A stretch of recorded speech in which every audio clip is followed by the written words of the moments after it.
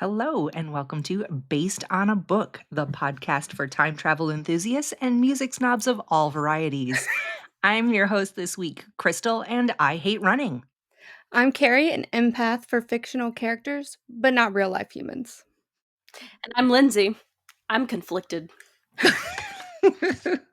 This week we are covering The Time Traveler's Wife by Audrey Niffenegger and the 2009 movie adaptation.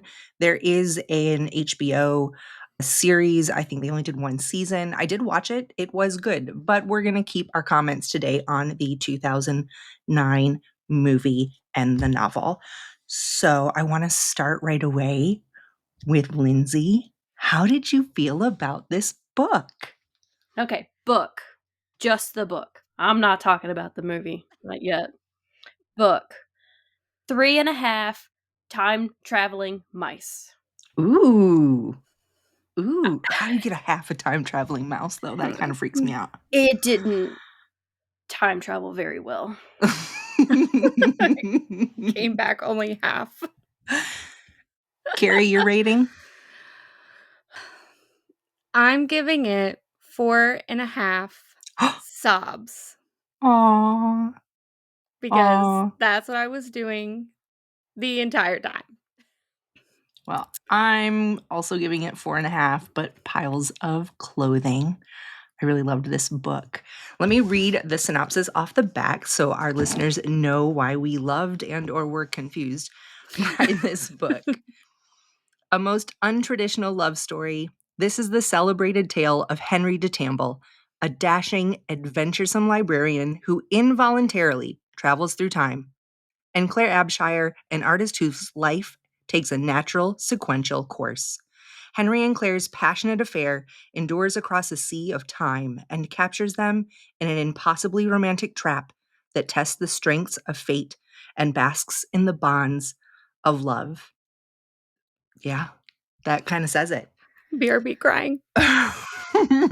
I think for our listeners, if this is the first episode of ours that you are listening to, this is probably not the best example of us because this is one of the most serious books we've read. Usually as a group, we love to cut up, we laugh, we joke about characters, and we probably will for this one as well. However, the nature of this book is a little bit more serious. There are definitely some trigger warnings ahead for the conversation. This book contains loss and grief, pregnancy loss, drug use, medical trauma, and violence. So, if those are subjects that you are sensitive to, I suggest maybe coming back for a different episode. However, this is an excellent book. Can you tell us why you loved it, Keri? I'm going to try really hard to not cry while I'm talking about it. Okay, so I feel like I might go into like a tangent a little bit, like kind of going back to our idea view episode a little bit, where this whole thing about, I'm a big romance reader, and this whole thing about non-traditional romance books. That's like something I'm very passionate about. And something about this book that I love so much that a lot of romance readers now really hate is that this book takes a lot of risk and pushes the genre boundary of romance that will make you uncomfortable and will make you upset and you won't love. Talks about a lot of difficult things. It's very easy to dislike these characters because they're very human in the things that they do. And, whenever, especially, I read so many romance books and I find it so easy to like hate characters or really fall in love with characters and like go in and out of that because they're very surface level a lot of the time, at least in my experience. with the exception of like some of my favorite authors who really dig deep into those characters and take risk in these romance books by going the non-traditional route in their stories. For some examples, I'm thinking of Julie Ann, J.T. Geisinger. Going with J.T. Geisinger's like non-traditional romances, her more romantic suspense, if you know, you know. And I'm trying not to cry. This book, like, I would get into these moments where I was like, I hate all these overly descriptions of these sections, right? Like talking about all like the music descriptions are like their everyday activities, like they're just like eating dinner, or, like going grocery shopping or something, like very human descriptions that they're just like doing every day. Mhm. I'm like, this is dumb. I don't want to read this. I don't want to read 500 pages of like these people just doing these things. But I realized those moments were so important because when something catastrophic happened to these people, it impacted me so much because I felt like I knew these people. Like Right. I could point them out on the street or something And because the I small knew that traumas. yes, I anything that happened to them, whether it was good or bad, anything. It was like I know who this person is I will say, because of all the descriptions that were in yeah, this book. I think the author does such an excellent job of making these characters super relatable. Yes. And not just that, but because she spends so much time describing those everyday moments and how they keep being interrupted by the time travel, and how even the moments that for the most part everybody takes as beautiful become tortured moments because of the time travel, and those tortured moments become beautiful because of the time travel. And I think it makes this book torture. Yeah. It makes this, it wrecked me. I think overall, it's the million perspectives we see of just one single point in time, you know, because we get it from the time traveler's wife, whose name is Claire. We see her perspective when it happens. We see Henry, the time traveler, when he's there the first time and the second time. And then when he gets home and tells Claire, hey, this just happened. Do you remember that? So we see this from four different angles, you know, and sometimes even from a side character's perspective. And I think that it makes it easier for us to put ourselves in that situation because we can Mhm. imagine ourselves as one of those characters in that moment, as one of those perspectives. And I think that's why each one of those because more than one catastrophic thing happens in this book. In fact, it starts, and I don't think it's spoiling anything, it starts with a car accident because Henry's mom dies in a car accident when he's 5. And that's not spoiling anything, it kind of sets up the book actually. But, you know, we start with this catastrophic thing, and the storyline kind of builds from there. And I think we just become more and more engrossed in these people's lives. We feel like we're their friends, we're part of the story, and it kind of killed me. Lindsay, I'm sorry, I didn't mean to like jump into Carrie's take, but I want to hear yours. I'm excited. I know that you're not normally the kind of person who reads the icky, mushy romance stuff, so I'm really interested to hear what you have to say. Yeah, this is my second read. I did read this in high school. So, my opinion of it, I really have to remember to separate it from the movie, and I'm just thinking Hmm. of the book. And surface level, overall, the story, if you really think about it, it can be kind of creepy if you're like picking it apart. Oh, absolutely. Mm. There's But definitely some like grooming feeling, right. you know, Yep. because like he meets Claire when she's 6 the first time, because of course he's a time traveler. He can't get, and he can't control where he travels to, Mhm. but he shows up at his future wife's house when she's only 6. You know, Mhm. what let's definitely, and at one point in the book and in the movie, she kind of says like I never had a choice, you know, I was Yeah. groomed for this, but not by you, by fate or God or whatever you want to call it, Yeah. you know? So there's definitely some icky overtones and Yeah. cringy, like, I don't know how to feel about this, but they kind of discuss that within the book. They acknowledge it. You know what I mean? But yeah, that's what I was going to say. With the book itself, the story is told so well that it makes you believe that the reason Henry traveled back in time to see Claire is because she is his wife. Yeah. Whereas in the movie, it makes you feel like Claire is Henry's wife because he traveled back in time. And that's why I don't like the movie. I actually really did enjoy the book. Again, there was like the overtone, like, oh, this could almost be creepy. But it's actually a very beautiful story if you read the book. So, having said all of that, if we have convinced you to potentially read this and you haven't yet, go do that. We are going to move ahead with full spoilers. So, again, if you want to read this, go read it. If you want to watch the movie, go watch the movie and then come on back. We'll be waiting here. But we are going to move ahead with some full spoilers. And I kind of want to start with that, actually, Lindsay. In the book, Henry goes back in time to see Claire. Well, not because he can control it, but he sees her and he makes the point to learn the dates that he's going to be there so that he can tell her when to show up. And this is kind of a time paradox. This happens a lot in time travel stories, is that whole like, how did he know the dates? Well, she gave him the dates when they first meet Yeah. That's what 20 years honestly, later. I was kinda, like, struggling. Like, this book was kinda difficult to get through, Mhm. like, it's not a fast read. It's not a bingeable read.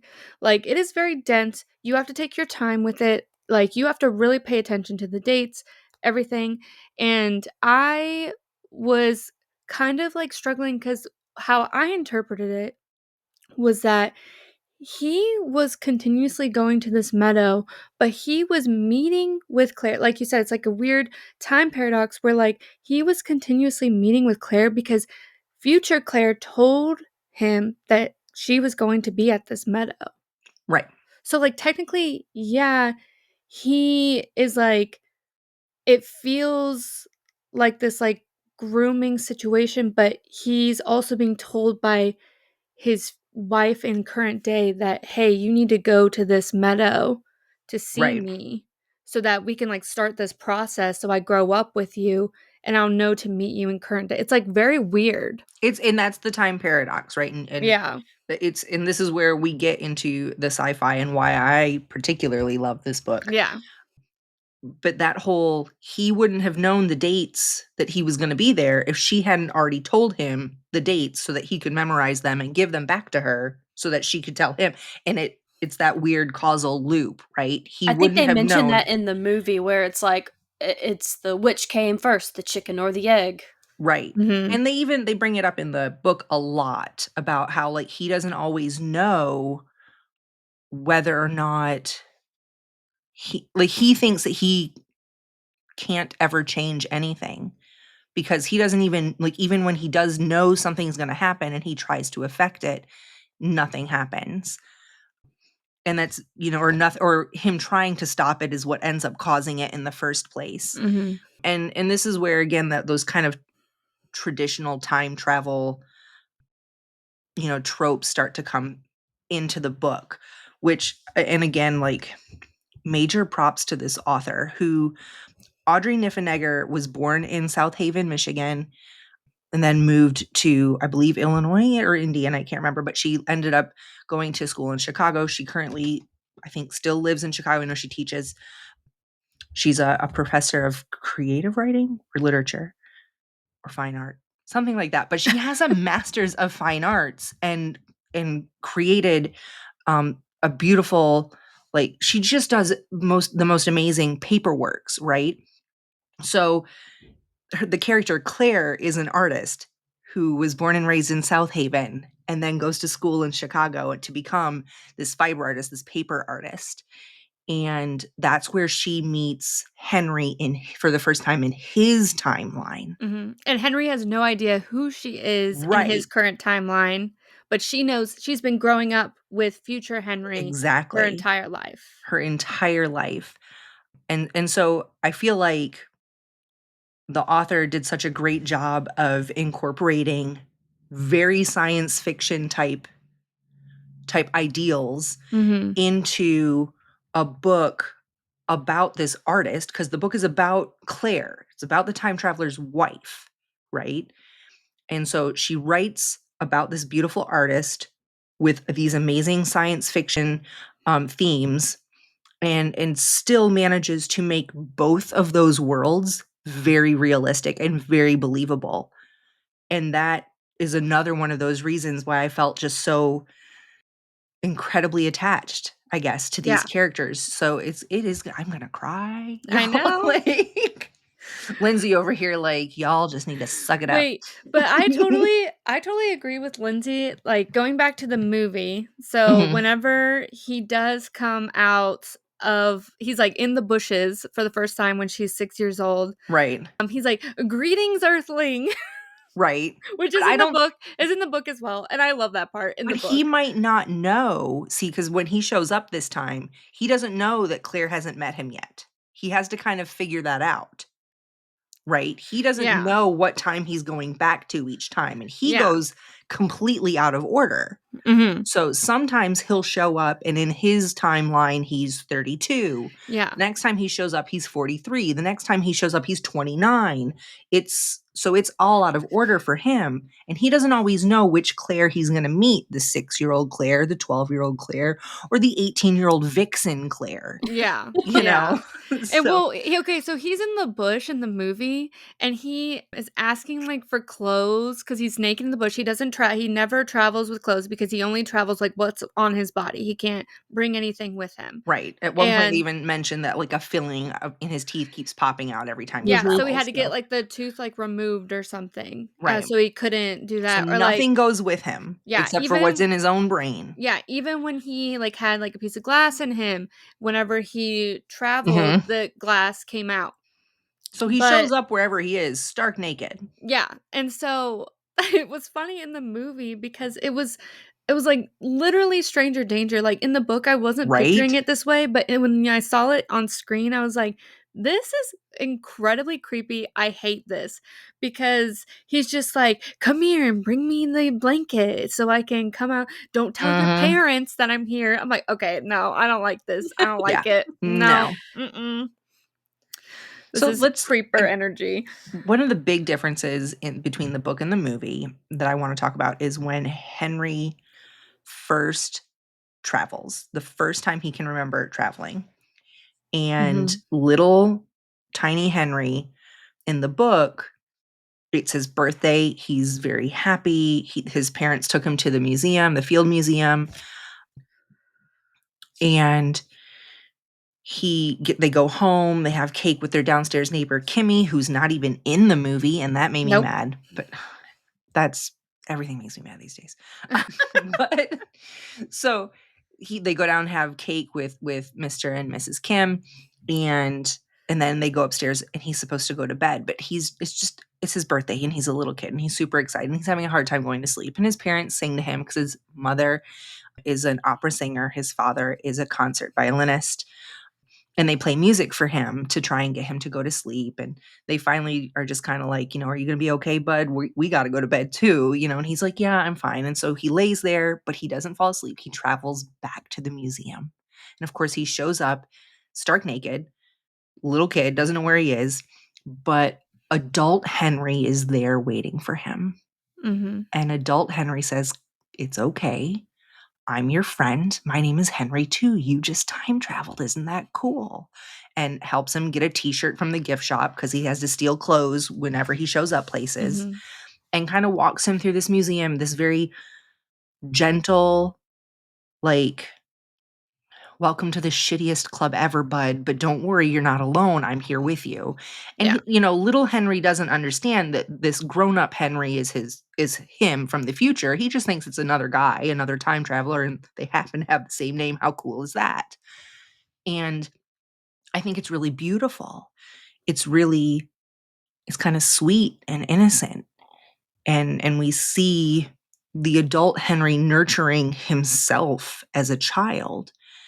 And, adult Henry, of course, knowing all the pain and heartache that comes with time traveling, knowing what's about to happen to his mother, knowing, all these heartbreaks that are about to happen, but he takes the time to be kind to his young self, which we could all learn a lesson from.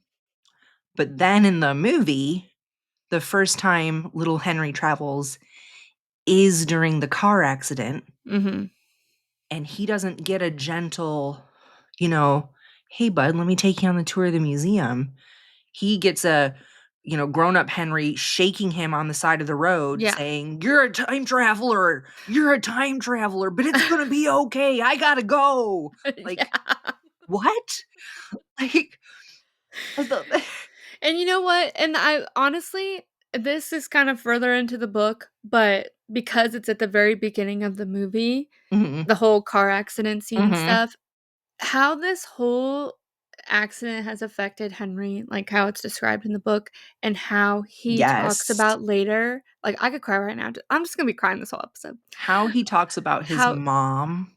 and how he says to, I think he's talking to Claire when he goes into detail about this accident, and he says, he describes the car accident in detail, and he says that he is all over that accident scene, Mhm. saying, I'm the person, like, calling 911. I'm the person that's, like, on the side of the road, like, helping other people. Like, I'm a bystander. Like, Mhm. he is all I'm over the one that. who called the airport and told my father to go directly to the Yeah. hospital. He's like, if Yeah. you are on that scene, you will see me everywhere, all over that scene, because he just continuously was traveling back there, and there's just all these versions of him Mhm. on this scene, And he just replaying it over and over and over again, trying to talks fix it. about how there's certain moments in his life that are bigger, that are heavier, that tend to draw him back more, and again, he can't control where he goes. Mhm. And I think that's a huge part of the story it's really important to know that he has no control over this. It seems to happen when he's stressed, or flashing lights like an epileptic can trigger it. In fact, Mhm. it gets compared to epilepsy a lot of times. It's a condition. And that we find out that it isn't a genetic condition. But he can't control it, and he tends to always get pulled back to specific moments more often than not. And his mother's accident is one of them. And they really, they mention it in the movie, but it's really kind of glossed over, Ugh, the movie just, like, the cheapened movie the irritates, whole yeah, story. the movie really irritates me. Yeah. Like, it just does, this book is just very deep and emotional, and like you said, it just cheapens it. It does, like, this, almost, like, summarizes it. Like, it Mhm. just does this very, like, surface level, Mhm. like, weird summarization of what happens. Yep. We Like, lose a lot cutting of the out, characters, It yeah. a means, yeah, you lose a lot. lot of the relationship building. Yeah, what did I Exactly. say? I said 2 cardboard boxes have more chemistry than these 2 people, because Yes. honestly, 0 chemistry. Mhm. Like, these are not my Henry and Claire. No. No. Mm-mm.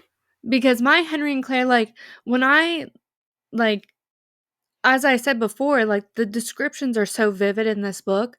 Like, the second I'm, like, introduced these, I'm like, this isn't, I mean, Rachel McAdams didn't do too bad. No. She wasn't terrible, but the other guy, I'm like, Eric Bana, I'm like, no, that's not my Henry. I Mm-mm. feel like Rachel McAdams was I feel like she was a good Claire, but we never knew why. We Right. never knew, at one point when she first meets Henry in his own timeline and he doesn't know her, she's creepy. Yeah.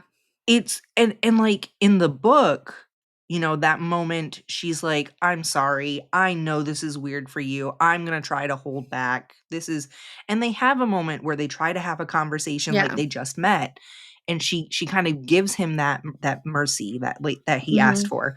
And Which she quotes him. exactly, she quotes back to him, and she just, in the movie, she was so intense, and in the book, she was not. Like, she Mhm. had many years to plan how she was gonna do this, and although she was very excited, she knew she needed to take this slow, and she did. Of course, they slept together on the first night, but that's kind of the guy he was, I guess, and she'd Oh, known him for forever, so why not? and no Ingrid No No in the Ingrid, Ingrid. movie? Yep. and Ingrid, it to me, is key to the story Yeah. in a lot of ways. This book overall is about, to me, it's about grief and all the different types of grief Yep. and loss, and it is the movie is just such a shadow of what this story is. The author, in fact, made a point to say that she had no intention of ever watching the movie. Not She never said, like, "I hate it, they're gonna ruin it." She never said anything like that, but she just said she had no intention of watching it because she knew that the characters that were her characters were in the book, and that's where they would stay. Yeah. Like, she And said, like, it was like a movie in her head, and that was, like, the yep, only movie she knew. yep. And I think we all would have been better off, Yeah. like, if we had Mhm. just left it like that. Yep. Like, Henry in the movie wasn't even, like, a punk guy. No, music And is I was like, not. music, that was one of my favorite things of this whole book, because I have a thing when, like, music is incorporated, when you're, like, Mhm, dropping lyrics, when you're dropping, even though some people don't like that because sometimes it'll date the book, like, if you have, like, a pop culture reference or something like that, it kinda dates the book, but, but like, that's the idea in a yeah, time travel book. exactly, like, throw in, like, music references, and I wanna pop those songs in my head Mhm, or in the artist in my head because I want to, like, be there. I wanna be there in the book with them in that moment, what right, they're listening to right now, and that was my favorite part of this story, and because I'm a book playlist girly, so I'm always right, listening to that. So, I was listening to that the whole time, and the fact that that was not even incorporated mm-mm, in this movie at all. I mean, I don't know about, like, and music music, rights and things like that, but right, still.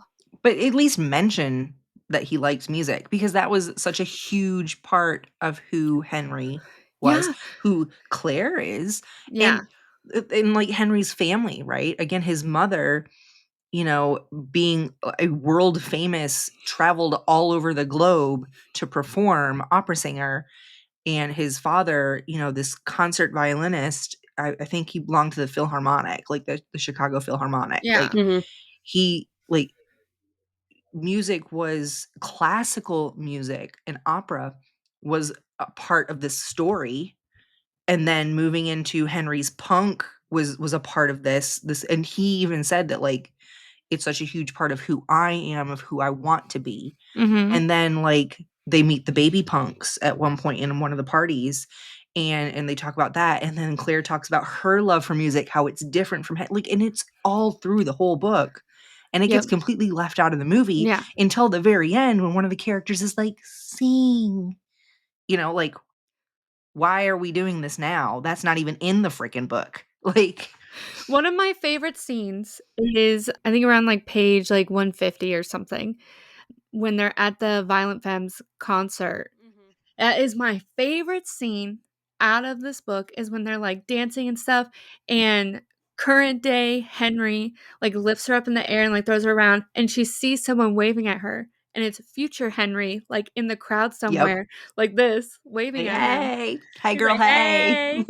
And then she's like, doesn't realize it, and then, like, current day Henry, like, goes off to get drinks and, like, is talking to Ingrid. By the way, Ingrid is, like, an His ex. ex-girlfriend, ex-situationship kinda thing, and kinda dropped her the second that he was, or kinda was over right It was definitely a before. situationship Yeah, right the whole before time, he met Claire and stuff. but Ingrid definitely wanted it to be more Yeah. than a situationship, So he, so like, it gets they a little kinda get in an awkward. yeah, it gets a little awkward because they see Ingrid during that moment, and Ingrid and him are, like, kind of like, uh or no, Ingrid approaches her, something happens between Claire, Ingrid, and some They're in other the she In she the person. runs into them in bathroom. the bathroom Yeah, and with Mhm. Celia Attlee, who's another yeah, character not even in the movie. Yep. yeah, and so Claire leaves and sees future Henry, and future Henry is like, you need to go upstairs and talk to current day Henry because he's currently sulking because he thinks that you left him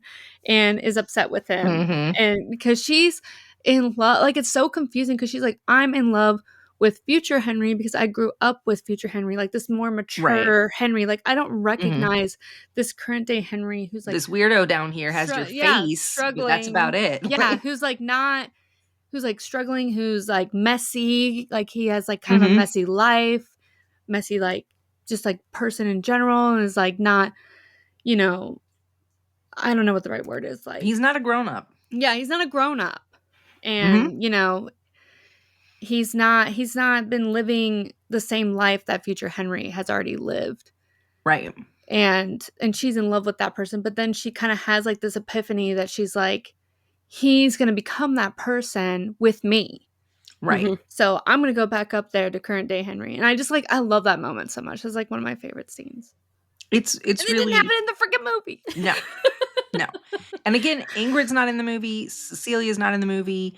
We know that Henry is a librarian. It gets brought up a couple of times and we see him in the library, but we don't meet any of his coworkers Mm-mm. in the movie, you know, and these people are to the development of who Henry becomes, who Claire becomes, and that support structure that Claire has, because all these people find out and know that Henry time travels, right? Mhm. Like most of the time in time travel books, we don't get to tell anyone else that someone is a time traveler, right? It's like rule number one. It's the temporal prime directive for my Trekkie friends. Like, you don't talk about the fact that you are from any other time than the time we're standing in right now, right?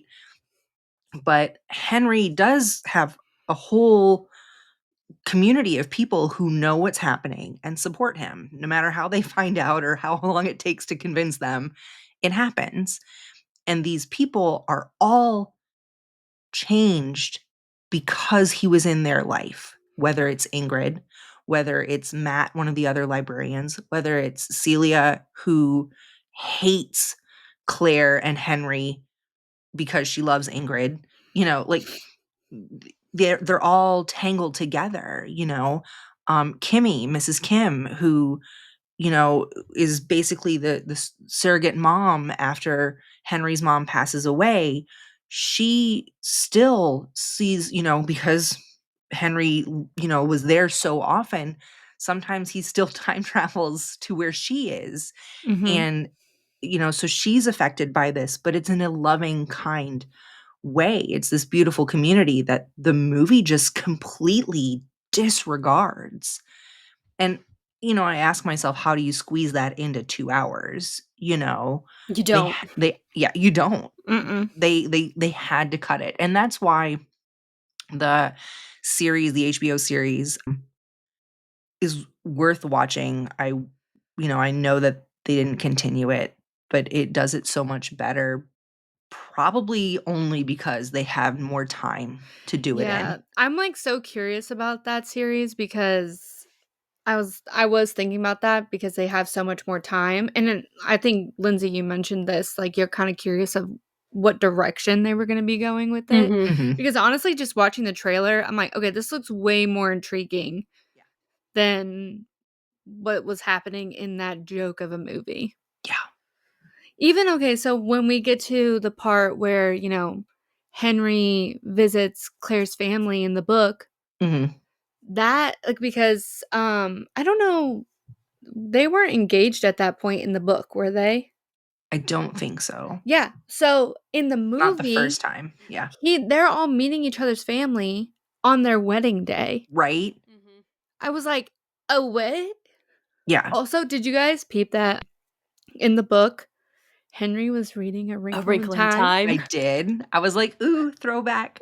Also, Eric Bana starred in the 2009 Star Trek movie with Chris Pine, who Oh, starred in the 2018 A A Wrinkle in Wrinkle in Time. Time.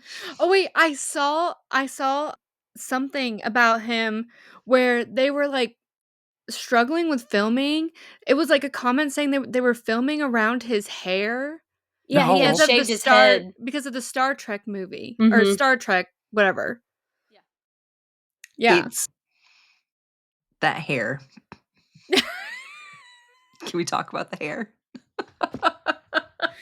No, because what's his name's hair?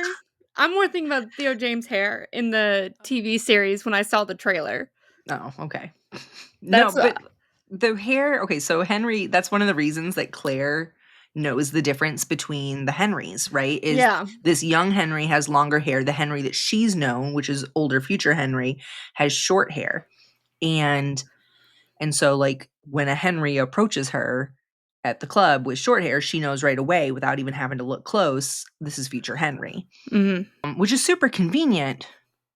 But like in the movie, that long hair was just awful. Yeah. It was so bad.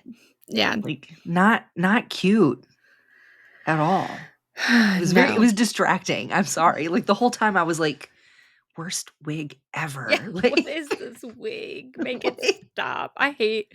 I hate it. it was pretty awful. Yeah. So what part of the book are we in yet? We've skipped around. We haven't even First gone through this. Christmas. Well, and that's the thing is like I tried to like write down times and get us a timeline because the book jumps around a lot. At the beginning of every section, it will tell you what the date is, where you're standing now, or where Henry and Claire are, and what age they are, which is super helpful. And sometimes we get two Henrys at the same time, which Yeah. is usually something that doesn't happen in time travel books, but they cover it really well. And they'll say, you know, Henry is 8 and 32, or whatever the ages are. So, although it seems kind of confusing to say, they jump around in the book, they at least kind of put that up there so you can follow along a little bit. And for the most part, I feel like we get a really good storyline kind of chapter by chapter as they build their friendships, as they build their relationship. You know, they date and then they get engaged and then they do Christmas with the family and then they get engaged. And at that point, we jump into this whole like gonna have a big wedding, right? This whole wedding situation, actually, I love this part. It was beautiful. I love it. It was so brilliant. It was so good. I love it. I love that Lindsay's over here just like smirking, like, Well, gosh, these before girls are that- talking about weddings again.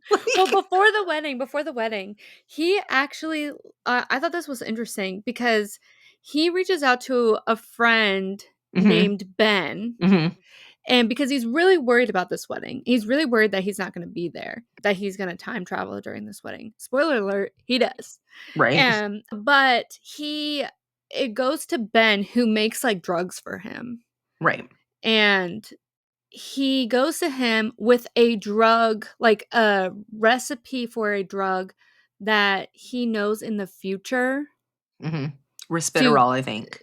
Wasn't that it? I don't remember what it was. It was like some antipsychotic or something. Right, but it doesn't come available until 2000. Yeah, and this and is he's like- 1996. Yeah, he's like, "Can you try to like make this for me?" Because he future travels. Yeah. He memorizes the formula because again, he can't just write it down and take it with him. The paper wouldn't go. So he has to Yeah. memorize the formula.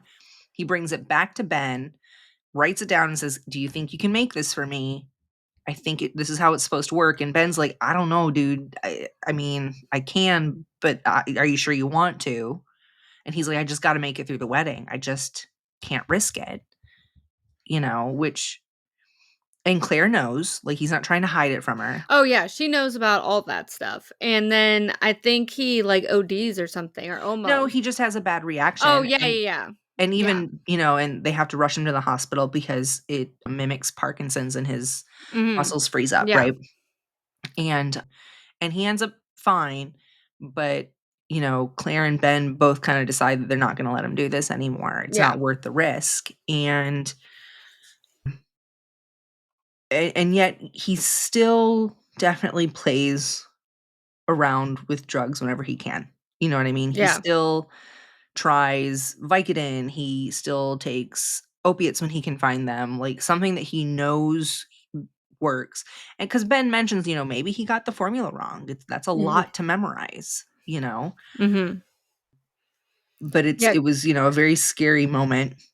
Then they get Because to the wedding. I think that Claire, I don't know if Claire, I know she does in the movie, she does bring up that future Henry will meet a doctor that Mhm. will help him in the future Right. Yes, with she his does. time traveling. But I don't remember if she does in the book mention it, that in the future you're going to meet this doctor. She does.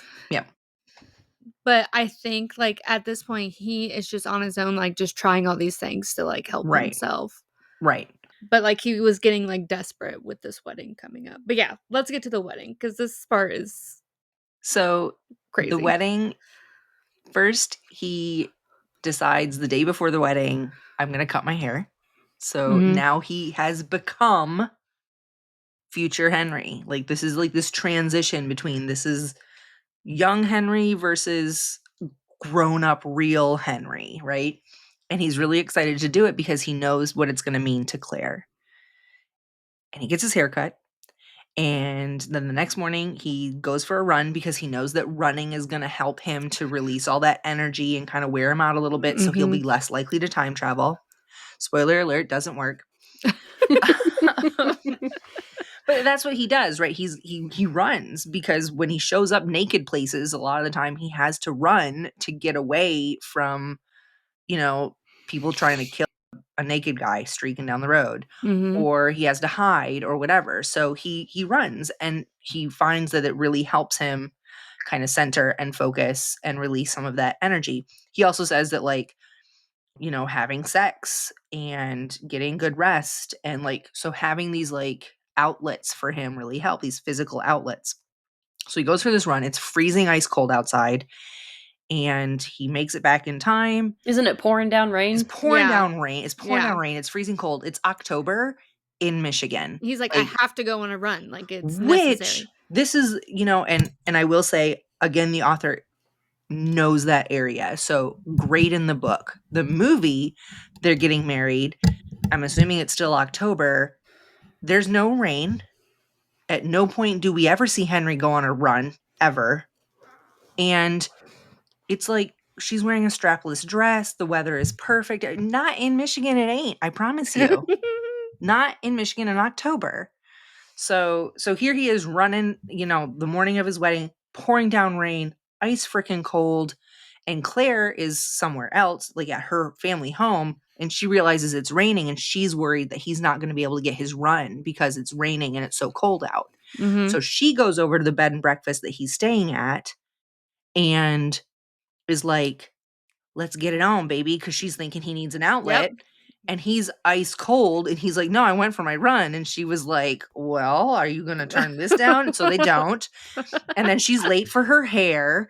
And, so she goes and gets her hair done, which is a weird little fight kind of power struggle between her mom and the hairdresser and whatever. But whatever. Again, this is the relationship building, though, that we needed to see between Claire and her mom and Claire and her sisters or her sister. But like we're at the church. They're gonna get married. The groom and his party are in the like side room and Henry is feeling the way he feels when he knows he's about to go, Mhm. right? And he like goes to the window to open the window and get like some fresh air in his face. And there's future Henry in the bushes outside the window, gives him this big old thumbs up sign. Which is so cool because, like, future Henry already lived through this moment, so So he he knows knows exactly everything's what's gonna gonna be happen. okay. Yeah. And see, and that's where like the time travel thing in this book is so many times it is terrifying, but there are so many times where it's beautiful. And this is one of those Mhm. moments where future Henry was able to tell current Henry, don't panic, we got this. It's gonna Yeah. be okay. Yeah. But of course, that doesn't stop current Henry from disappearing. Mhm. Future Henry throws on the tux, like, and heads on down the aisle. And of course, everybody's kind of like, he's still got stubble. Like, he didn't shave Yeah, for he's his got a little wedding, bit of, like, he's got a gray in little bit his of gray hair. hair. Like, and Claire knows right away. And Claire's dad notices Gomez, the best man, who's Claire's best friend's fiance. He knows, so a handful of people kind of know right away, and the people who don't know don't matter, you know? Well, Gomez was in the room too. Right, he was in the Yeah. room. Yeah, he knows about Gomez, the Yeah. I was gonna say, I don't know how I feel about this character. we didn't even go into Gomez. We need to. But anyways, they get married and they live happily ever after for just a few more years. And I think that part is so beautiful because future Henry Mhm. is the Henry that she has Yes. grown up with. Mhm. And, like, she has that moment of recognition. Yep. Like, they're the same person, but they're, like, kind of different. Yep. And it's just, like, that was, like, such a cute, like, thing. It really And I was. was like, "Oh, It was God." beautiful. And then when they go back to Chicago on Monday, they like current Henry and Claire get married at the courthouse. Yeah. Just to make sure Wait. it's official. Like, Wait, in the movie Lindsay, Oh my god. Oh my god. in the movie, when danced. They danced to Love Will Tear Us Apart, which obviously it wasn't Joy Division. They couldn't, couldn't have Right. Joy Division. So it's a cover band playing Love Will Tear Us Apart. Yep. That was their wedding song. That's So, perfect. I want to Perfect give dance. them the benefit of the doubt, and I want to say they chose that song because the lead singer of Joy Division, Ian Curtis, suffered from epilepsy. And partly this song covers his struggle with his epilepsy. And like Crystal mentioned before, Henry's condition is often compared to epilepsy. That's where I'm trying to join. You're trying to make it right. Yeah, Yeah. like, why else would they choose this song? In reality, Ian Curtis wrote this song about his marriage falling apart, Mm-hmm. and then the song was released a month after he killed himself. This Yeah. is not a song you play at a wedding. Mm-mm. Mm-mm. It was a choice. Oh, It was a a choice. choice. and it was wrong. And it was the wrong choice. And again, the book being so heavily musically influenced for this to be the song Exactly. Like, don't stands out and guess in what it this did? movie. It sent me to orbit. It sent me to orbit. Yep. I was sitting on my couch screaming at my TV. I was like, what are you doing? I said, prepare for takeoff. Because I'm going. Lord. It was so bad. It was one of those moments where I was just like, I mean, I watched the movie today because you know me, last minute of everything. And I literally was just sitting there like, I didn't recognize this. Oh, why? Yeah. And then in the movie, on their wedding night, he time travels on their wedding night. Yeah. And is gone. It Which just I felt like, I don't know, the movie the amount of times that he time traveled and the length that he was gone, and whenever Claire was like upset with him while he was gone, Mhm. I didn't feel that during the book. Not at all.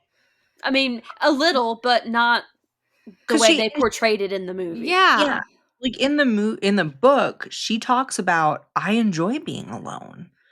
Like sometimes when he's not here, I go down and get myself some Thai food and I take a walk and I get to listen to the music that I like instead of what he wants to hear. And, you know, and she's like, I'm always happy. I'm always relieved and happy to see him home. But like she seems like she mentions the inconveniences of it sometimes, but she never really in the book seems to be mad that he's gone. Whereas in Yeah. the movie, she seemed just like completely put out by it. Like, why would you do this to me kind of thing. And it's And like, he ever gone, like, I don't know if I'm just not remembering this in the book, but was he ever gone for like 2 weeks? no, he was gone for like 3 days at one point, I Yeah. think. In the movie, being gone for 2 weeks, she's like, "You miss Christmas and you miss New Year's," and I was like, "I don't remember Was that when she was it like being putting on like her this." shoes to leave and she's like, Yeah. I can't stay here and wait for you. I have to go. Yeah. Yeah, like, she was never like that in the book. Like, it was No. always like, "Oh my gosh, I'm so happy that you're back. Like, let's, like, do this." Pretty much. Even when, like, so I'm gonna quickly roll through what happens between wedding and this next part. They get married. They move into a tiny little house, but right away he realizes that, like, she needs more space for her art, so he future travels to get the winning lotto numbers, which is at odds with some other parts of the book where they say that, like, he can't affect change. He can't change what already happened and stuff. Yeah. Yeah. So I don't know how I feel about that, but also I don't doubt it. It kind of fit. You know what I mean? So he gets the Yeah. winning lotto numbers to buy a bigger house, get her a studio. There's a transition where it's super violent because, like, he's lands in some glass in the kitchen and breaks a whole bunch of glass. I hate And that that Gomez part wasn't and in Charisse the are there. movie. Yeah. So Gomez and Charisse are there, and they're like, how can we help? How can we help? And he's like, just back up, because he knows when he goes, all this glass is gonna kind of come out of him. Mhm. And he goes, and so, like, the book starts setting you up for how violent sometimes this can be. They kind of do some foreshadowing where he's naked in the stacks at the library at work. They talk about the cage down this stairwell where he works at the Newberry Library. He goes to a sleep lab because he finally meets Dr. Kendrick, Mhm. and Dr. Kendrick, he tells Dr. Kendrick about the birth of his son, Dr. Kendrick's son, and that he's going to end up with Down syndrome. And of course, Dr. Kendrick is like, how could you possibly freaking know that? And then, of course, Also, it it was supposed happened. to be a daughter. It was supposed to be a daughter, but it turned out to be a son. And so, yeah, so, like, Henry gets it right, and Dr. Kendrick calls him back and says, all right, come on, we'll figure this out. And Dr. Kendrick is a geneticist, so he does the sleep labs, and they tell Dr. Kendrick, look, we want to have a baby, and we're afraid that the baby is going to be like me. And of course, that's exactly what happens. And Claire has miscarriage after miscarriage after miscarriage because the fetus tries to transport out of her, tries to time travel out of her, which of course is fatal to the fetus and leaves Claire hemorrhaging. So And these scenes are very graphic, they're very graphic. and, like, even, like, the nightmares that she has are Mhm. extremely graphic, Mhm. and, like, I was it made me, like, super emotional, like, I just wanna cry just thinking about it, but I just It wanna warn was everyone, they are very graphic. it was really, really heavy. At one point, Dr. Kendrick is able to isolate the genes that are causing this time travel that he suspects are causing the time travel because they're different. And he tries to replicate that in mice. Um, Claire's mom dies, which is that's that's the one that's gonna get me. The mom's dying in this book is too much. Like, it's I'm tight with my parents. I just can't. And that was a rough one. Mhm. Then we have the New Year's Eve party. That whole scene of, like, them being there and them being they were in Chicago, they're at this New Year's Eve party, and he's basically like, I don't want to do this anymore. And she's like, we have to try this. Like, we have to keep going. So they do. And Gomez finds out. And Gomez is basically like, why do you keep doing this to her? And Henry's like, I can't. She won't let me stop. She wants to have a baby. Like, this is Claire. You know that she's not going to just give up on something like this. So Gomez says, well, have you talked to this geneticist? Like, I know her, like, through work. She's been a star witness for us a few times. Check her out. So they do. And then Henry and Claire, like, they've had this fight. Henry leaves in the car, which he doesn't drive because of his condition. He knows that if he disappeared while he was driving, it could hurt a lot of people. So he doesn't drive. So the fact that he leaves off in the car, like, Claire's upset. What the hell are you doing? He's clearly upset. But he goes to the lake because he's like, I'm going to go clear my head. This is going to be a place where I can just stand and think. And growing up on a Great Lake, that's actually a thing that people do. I totally get it. It works. So he's like, I'm going to go to the lake. Like, as a moody teenager, I definitely did this. So he goes to the lake and it's cold outside and he's just kind of like taking a deep breath, like letting it all out. And like a flashlight comes across and flashes in his eyes. And of course he disappears, right? And he goes to Kimmy's house, Mrs. Kim's house. And she's like, did like, are you pregnant yet? Are you guys having a baby? What's going on? Because she says, like, where are you from? And it's like a year ago for her. And he's like, no, we don't have a baby yet, but we're still trying. And he's like, just don't give me a hard time about it. And she's like, I'm not. And he's like, why didn't you ever have kids? You and Mr. Kim ever have kids? And she's like, we did. And she tells him about her daughter. And he's able to say, I think I saw her once. I think I traveled back when she was alive because I didn't know who it was at your house. And she kept telling me she didn't know who I was and I better leave before her mom spanks me.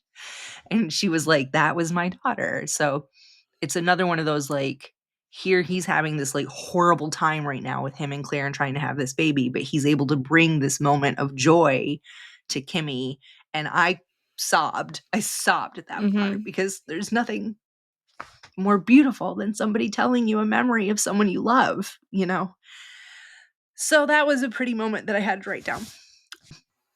But then he snaps back to the lake and there's all these cops around looking for him because it turns out that flashlight was some cop, and the cop thought he jumped into the lake like all suicidal because it was a Claire's pile of there. clothes. Yeah. Claire's there. The police have been looking. There's news crews there. Like, Yep. but then we find out about one of the mice. Dr. Kendrick is able to actually replicate the condition in the mice and says, like, hey, like, we figured it out. We had to get the mice pregnant, but the mice kept miscarrying. But then we figured that out. And of course, Claire is like, if they can keep the mice from miscarrying, then I won't miscarry. Yeah. And so now she's all over this. And of course, future Henry visits one day as they're walking down the street. And she's just like, just tell me. And he's like, it works. It works. Yeah. And she just like, and she's like, can I tell, did you know? And he was like, no, in fact, I do everything I can to stop you from trying this again. And she's like, okay. So she kind of knows. But in the movie, she like, that never happens. Nope. Mm-mm. In fact, like, they both fight about it, and Henry never finds out. Claire never finds out. They both just hate each other and fight about it for forever. Until suddenly, like, the whole vasectomy thing, he gets a vasectomy, but then, like, younger him comes forward in time and impregnates Claire. It's very weird, but it works. I want to go into this. Okay. I want to go into this. I've been waiting for you to get to this moment. Okay, so, well, in the movie, it literally is just him getting a vasectomy, time travels, right, coming out of the office, which I feel like that would hurt really bad. Just saying. Probably. I felt really bad for him. Mm-hmm. Because So the stitches didn't go. Those stitches did not go with him. Mm-mm. Yeah, the stitches were left at the doctor's office. And so, time travels to, I think, Like, I wanna 15-year-old say, yeah, Claire. I wanna say Claire was, like, 15, Yeah. and, like, he, like, takes all of his anger out on her because he's just really mad at current day or the future Claire, and in the book, there is a moment where he, like, goes in to get the vasectomy, but then he time travels to 15-year-old Claire, and when he doesn't get it, and then he tells current day Claire about it, and then they try again, Then he gets the vasectomy, and then that day she finds out she's pregnant, and then she does miscarry again. Yep. And then this is what I want to get into. Yeah. So past Henry, Young Henry. young Henry time travels to current day Claire and Henry, goes into their bed. This is in the book.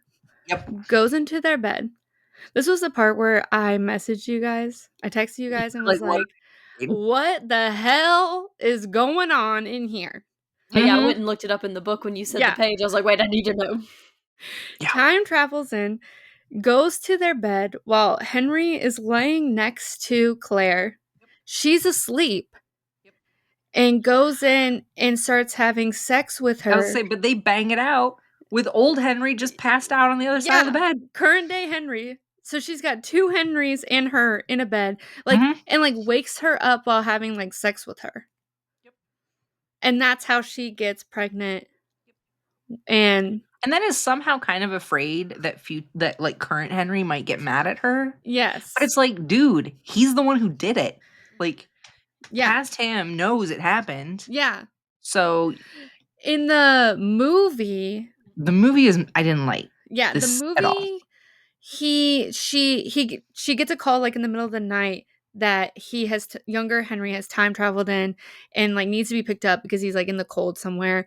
And so she drives, picks him up, and they like bang it out in the car. And then she gets pregnant. And she knows exactly what she's doing. She knows exactly what she's doing. Yep. But past Henry does not know that future Henry has had a vasectomy. Yeah. So yeah. They make Claire out to be such a bad person in the movie. They really do. Yeah. They really, really do. Yeah. So what kills me about this now is like so this is how she gets pregnant, right? In the book, they put her right away on immunosuppressants because they figure out that that's what's happening, is that her body is rejecting the fetus because they think it's a foreign body, right? And so the same in the mice. And so they put her on immunosuppressants. But in the movie, they're like, you just have to be serene. You just have to be calm and create a serene environment for the fetus. And this invalidates so many women out there who have suffered pregnancy loss because there is no amount of being calm or serene that could have saved those babies. And like when I didn't remember that because I watched this movie many years ago when it came out, but I didn't remember that part. And watching that today hurt because I know so many women who have suffered with that. And that is not like in the book, there was something wrong. They had to do something to fix it. In the movie, it was almost like you just have to try harder to be calm. And that was a slap in the face to a lot of women out there. So that made me mad. Where are we at? So, I even wrote past Henry gets freaky. Isn't my note? So she's pregnant, and then all of a sudden current day Henry goes to the future for like the first future time. travels. And he doesn't just future travel a little bit. Now in the book, he does say at one point that he can do about 50 years in either direction, right? Yeah. But we don't ever really hear about it. Yeah. That much. Like most of the book is about him going to the past. They mention him going to the future a few times, but like near future, next week or a year from now, or maybe a couple of years from now, but not like 20, 30 years from now. This time he jumps ahead 10 years and meets his daughter, Alba. Oh.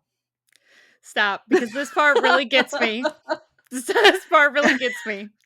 Because she's like, Daddy, and like she's like at first he sees her and he's like, who is this girl? Because she's like so like energetic, she's super smart, like raising her hand, like answering all these questions, like because they're at, I forget where they are in museum. Yeah, they're like at a museum or something. She's like answering all these questions, super smart, and she's like, Daddy, and she's like freaking out. She's so excited to see him. And she runs up to him, and there's a teacher there, and he's like, I'm her father, because the teacher's like, whoa, what are you doing? Like running up to a Right. stranger. And the teacher goes, sir, Alba's father is dead.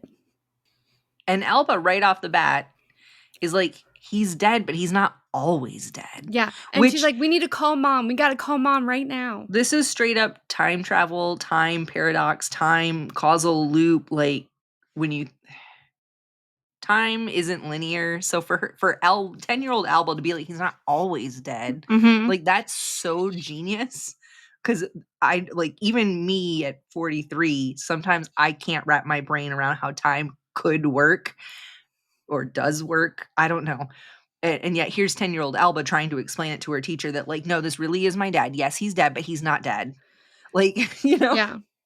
like he's just chronologically misplaced. Like, it Yeah. happens. Don't worry about it. We're gonna I hang out literally now. gasped out loud at this part when I read this. I And gasped out now, loud. Henry knows he dies. Yeah. Like, because he didn't know until this moment. And he hasn't seen, or Alba hasn't seen her dad in a, like, because she says that he comes to visit now and then, but I think she said it had been like a year, maybe 2, I can't remember. Mm-hmm. And I bawled like a baby Yeah. because she's just so, and so she's like, we should call mom.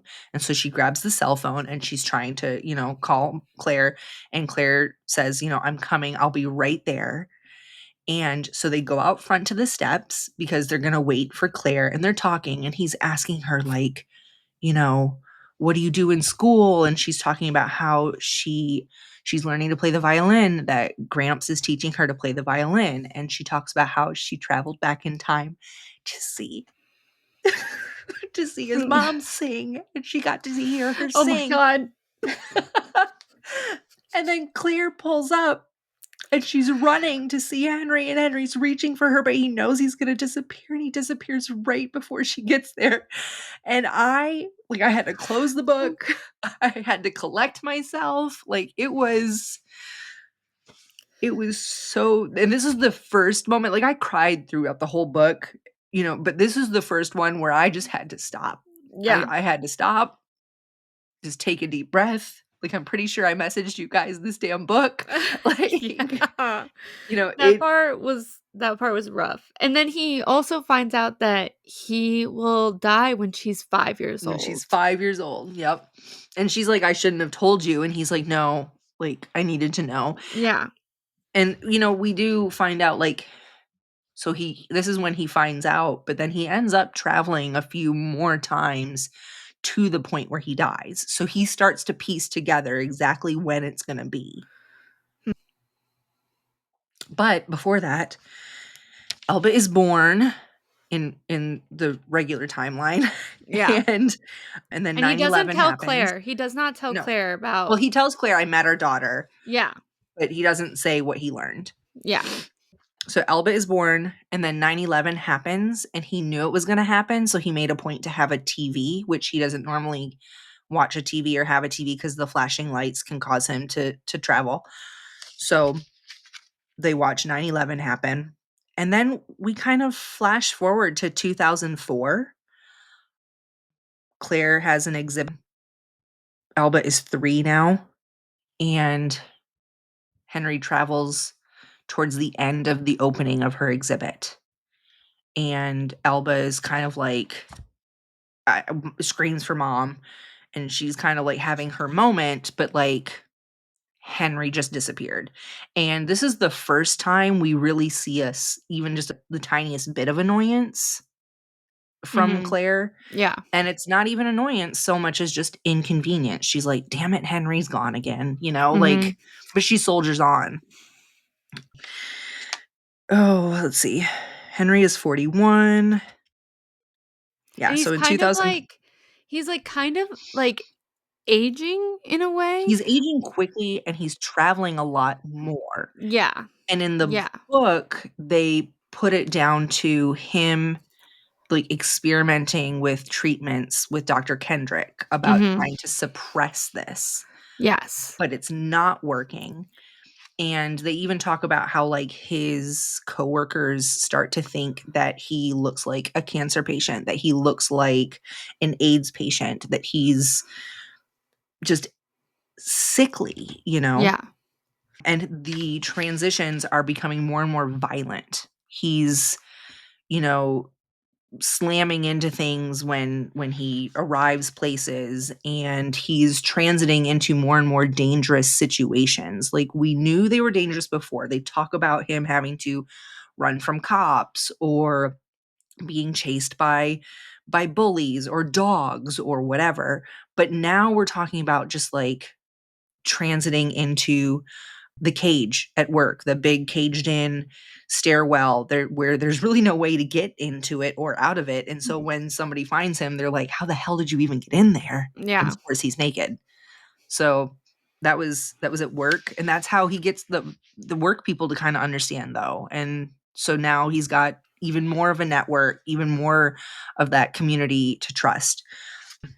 And this isn't really in the movie No, no, none at of this all. is. We don't really see this happen. At one point he mentions that to Elba that he is traveling more, but he blames it on pain medication. So it's 2004 for Henry. He's 41, but he travels back to 1989 for Claire's 18th birthday, which was an awkward read. Oh, I It, won't it get was, into the details of that, but trust me, I got tabs on those quotes I figured. because that was the worst description of a sex scene I've ever seen It in was my life. not romantic at all, but I will say it was Claire's first time, and when I think back to, like, my first time, or I hear stories about other people's first times, were they ever really as smooth and romantic and amazing Well, as like, the we things thought he they was were gonna be? saying So, the things he like, was saying, I was yeah. like, wrap it up, go." Yeah, like, I just mean, shut up, dude, stop talking. this Like, book was written over, like, 20 years ago, and there is a lot of cringe yeah, definitely. dialogue in this book. I will Yeah, warn people that usually comes with a book written over 20 years ago. yeah, Somewhat offensive, definitely. things like that. Yeah. So I will warn everyone on that, but So, yeah, yeah, that scene was bad. it was bad. That scene was bad. But Claire loses her virginity to the man she loves and is going to marry in the future, who is currently 41. It's Yeah. weird. And then he Whatever. comes back and he's like, "You didn't tell me that I was gonna take your virginity." Yeah, and she Oh, was, and then we didn't even get into Gomez. Oh and my then god. she did, it's my next thing, and then so Claire confesses, or what she thinks is confessing about Gomez. She's been holding this deep, dark secret since she met Henry in his timeline, Yep. that between her 18th birthday and when she was 20 and she finally meets Henry, or Henry meets her for the first time, she slept with Gomez, Mhm. who is her best friend's boyfriend at the time and now Yeah. husband, Which is and messed up. which is messed up. And I don't know if Charisse ever knows. She doesn't, about the sex. Like, she knows that Yeah. Gomez Has a thing has a thing for for Claire, Mhm. but I think she thinks it's just innocent, whatever. It's he picked me kind of thing, but like more like Claire picked Henry and Gomez picked leftover, which is how it came off, and Mhm. just sad for Charisse. And But this she is not seems happy, reflected in the so movie either. not at all. Not Yep. at all. Nope. So Claire confesses to Henry that she did at one point sleep with Gomez one time.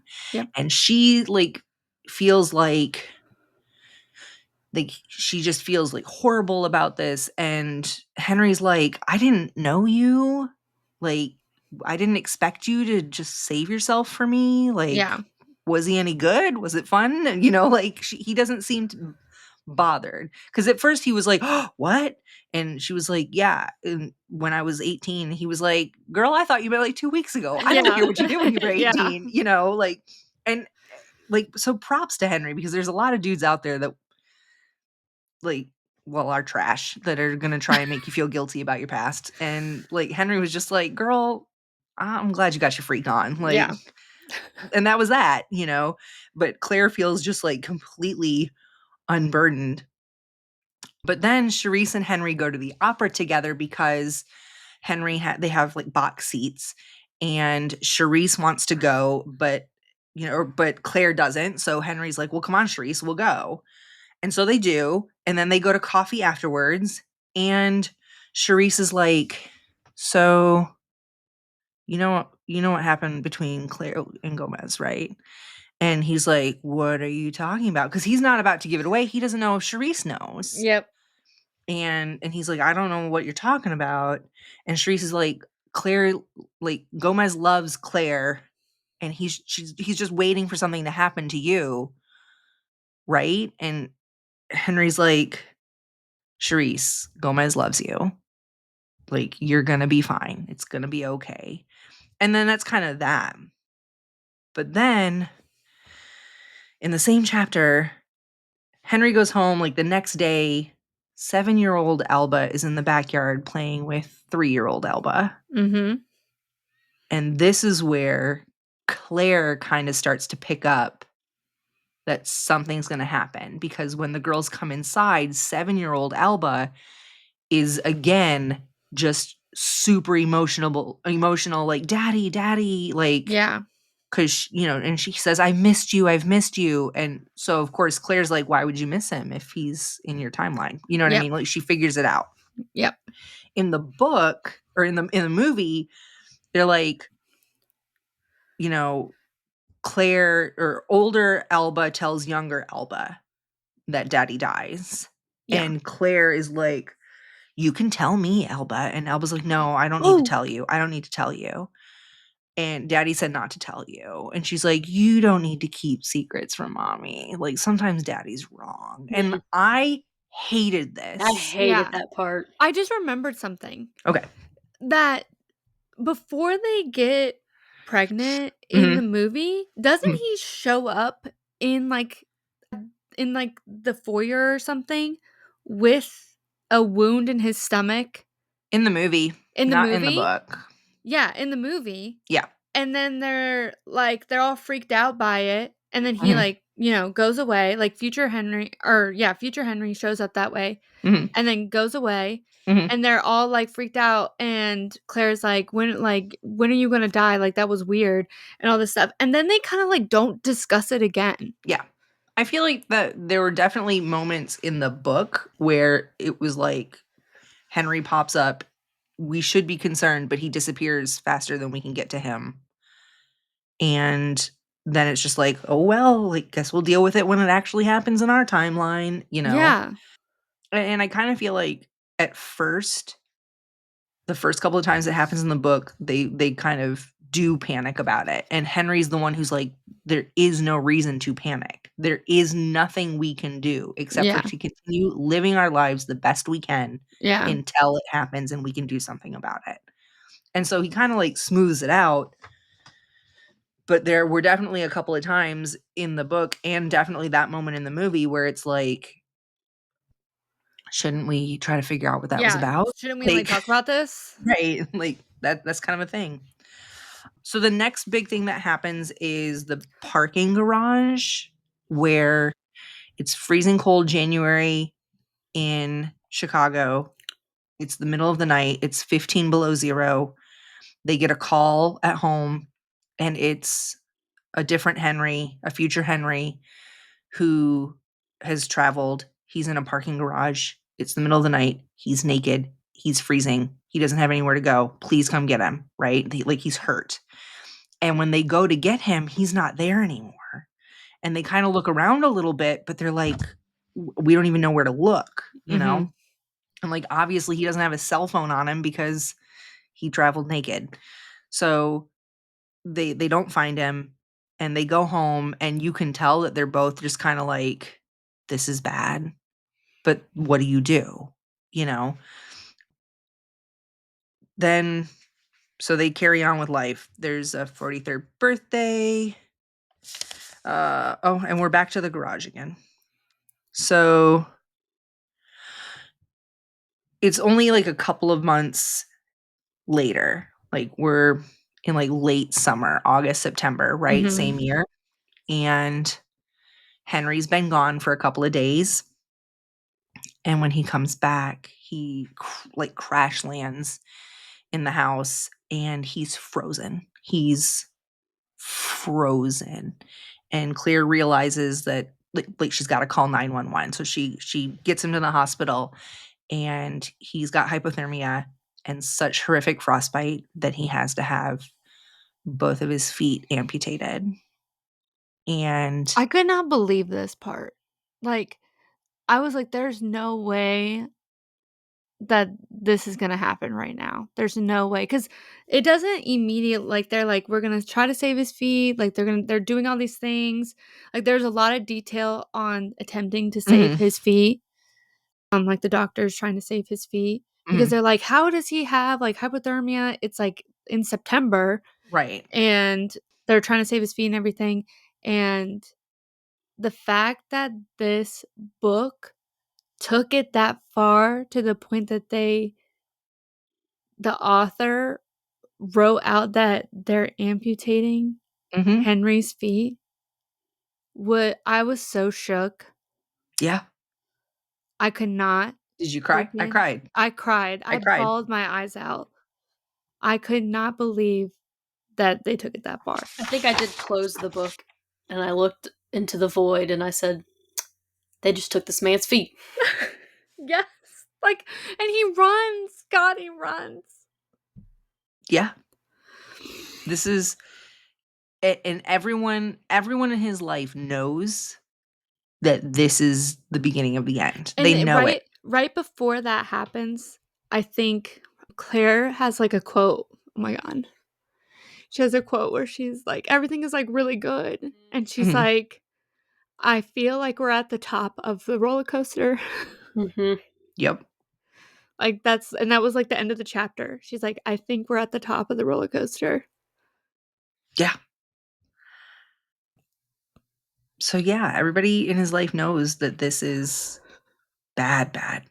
that if Henry travels again, which we all know he will, that he won't be able to run, that he won't be able to take a wheelchair with him. He won't be able to get to clothes right away because how's he going to like even if they, got him prosthetic feet, like they won't go with him when he travels, Nope.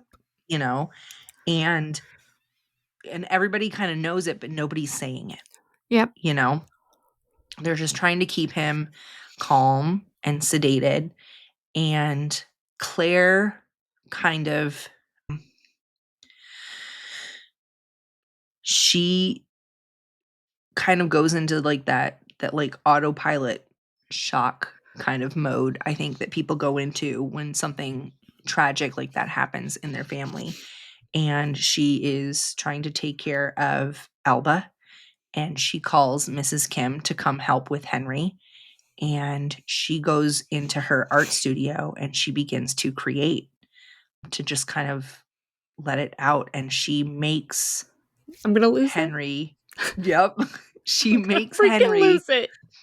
these wings, these big, horrific, blood red angel wings. Because if he can't run, maybe he can fly. And she makes them and then she brings him out to see them. Like, And shows him that's to when him. he realizes, I have to fly.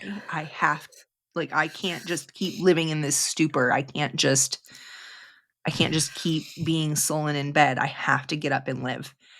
And he spends the next, 6 months to a year.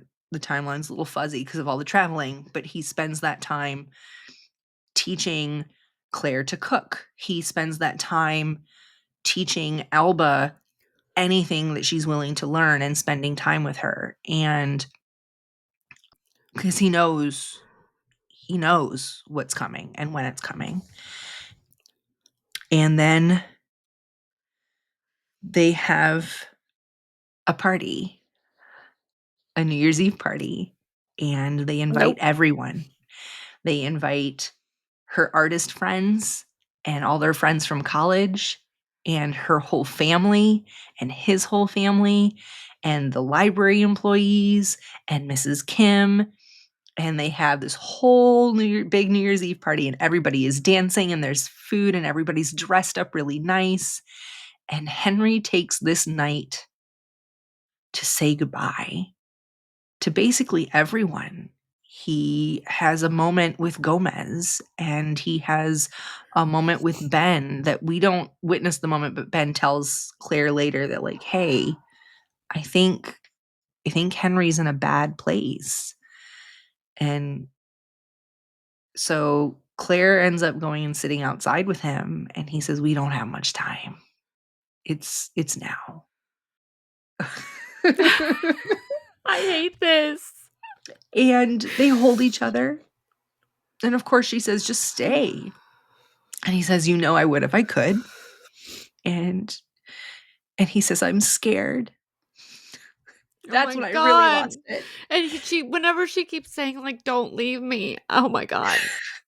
And then they kiss and he goes. And he's like, I hope it doesn't hurt. I hope it doesn't hurt. And then everybody's counting down for New Year's Eve. And I don't want to get into how it happened, but comes back and he's been shot and everybody's, kind of there.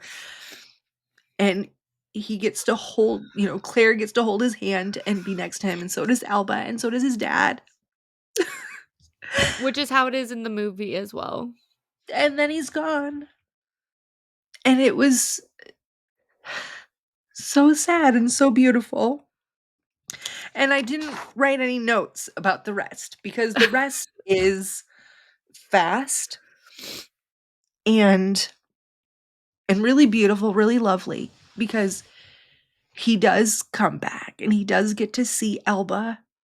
And of course it's past him. He's still dead, but more than just his memory lives on, Yeah. And so Elba gets to see him, and he left a letter for Claire, and he leaves some videos to teach Elba how to pick locks and get what she needs. And we find out that, Elba can kind of control it, where she goes sometimes. And the book ends on Claire getting to see him. And he warns her, like, in the letter. That we will see each other one more time. When she's, like, in her 80s. Mm-hmm. And he's, like, I believe in his 40s. He's 41. Yeah. And so that's... And she's, like, looking forward to this moment forever. And that's how the book ends. The movie ends with him showing up in the meadow one more time, and Elba's there, and there's clothes waiting for him because Elba says, Mom says you never know. And Claire, and they run to get Claire, and Claire comes running to the meadow, and she does get to hold him one more time. So I did cry then too. Yeah. It was really beautiful. I know. I cried at the ending of the movie, even though I freaking hated this stupid movie. The whole movie was awful, but the ending was good. But I didn't cry for the movie characters. I cried for the book characters. Yeah, that's why I was like, I'm crying at the end of this movie, but not in the way that you think. No. Like, I'm crying because of the book, the people in the book that I love so much. So that was that. Lindsay, feel free to tease us now, because Lindsay's like, these girls are just crying the whole time. I mean, the messages that you guys were sending when you were reading it too, you're like, I'm sobbing, and I was like,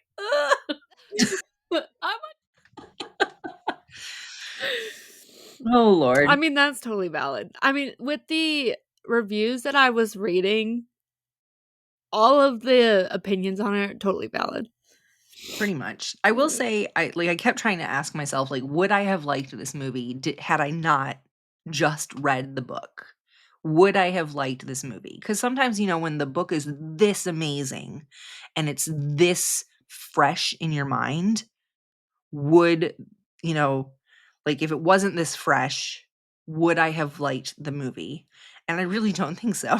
Like, there was no chemistry here. The chemistry was gone.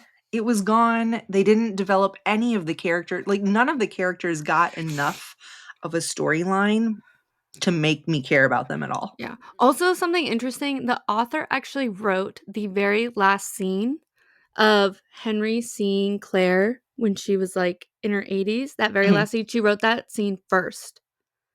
That was the very first Aw. scene she wrote, and then she like worked on the book. So I thought that was really cool. I am still amazed at the beauty of this book. I just can't get out of my head.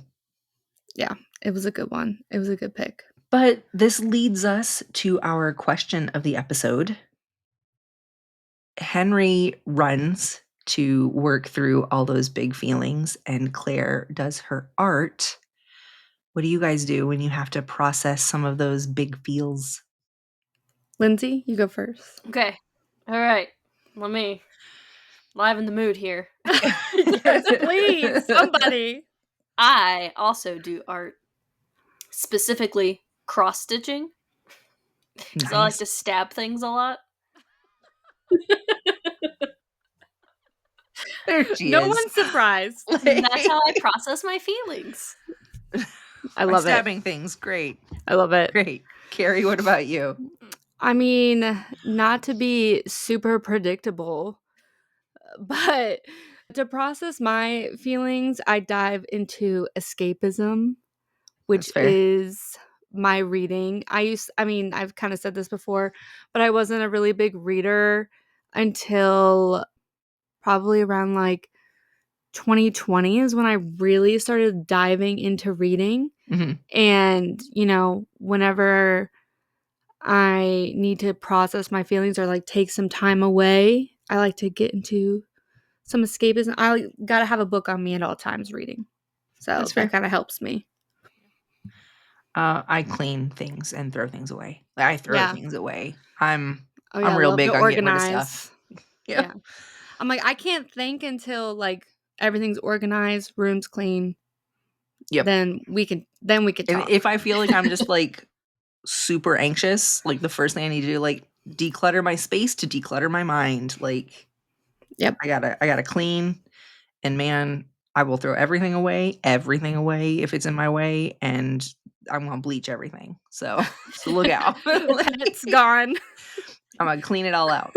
And then by then I'm happy again. Everything's fine. I'm probably crying, but like just scrub through the pain. Yep. I think that wraps us up though, ladies. This was an awesome conversation. It was heavy material for us, but so good, and I'm so glad we did it. Yeah, so don't forget to follow us on Facebook, TikTok, Instagram, YouTube, all the places. We do have a form out for any of your suggestions for our next season.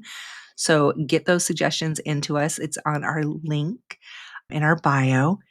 It was great having you guys here, and we cannot wait for you to join us on our next chapter of Based on a Book.